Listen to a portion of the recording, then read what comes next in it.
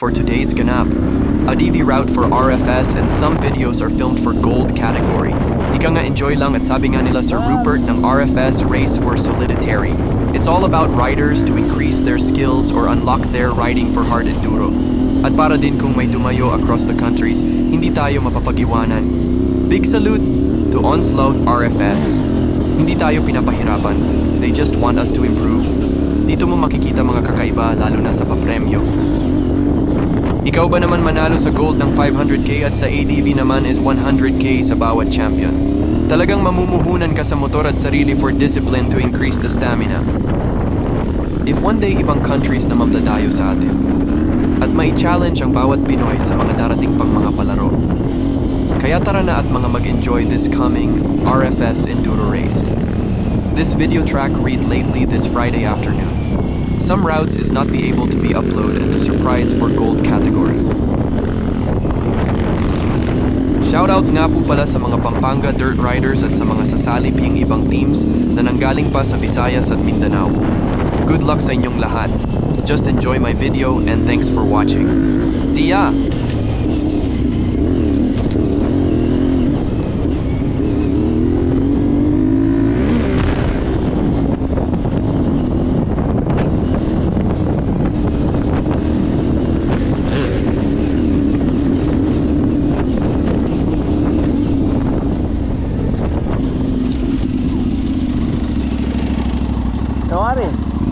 Video tayo pare. MSL bawal yung video nila bawal yung mga kain.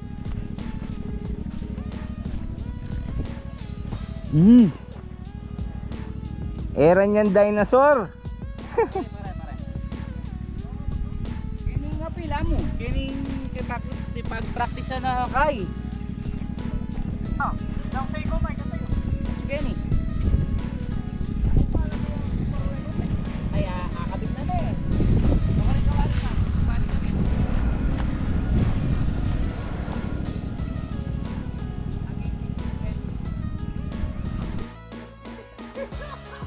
Dana. Pero ako matay na ako, Kenny. Tangin na. Grabe. Hey. Oh. Oh, gaya yung baywang oh. Oo. Oh, sampa ka makanyan. Rico. Ay, doon na. Alam mo ko na din tropa tamo singkatas dala nito. Ay, kaya kakit na Kenny na. Yan po, pag Kenny kasi wala masagli.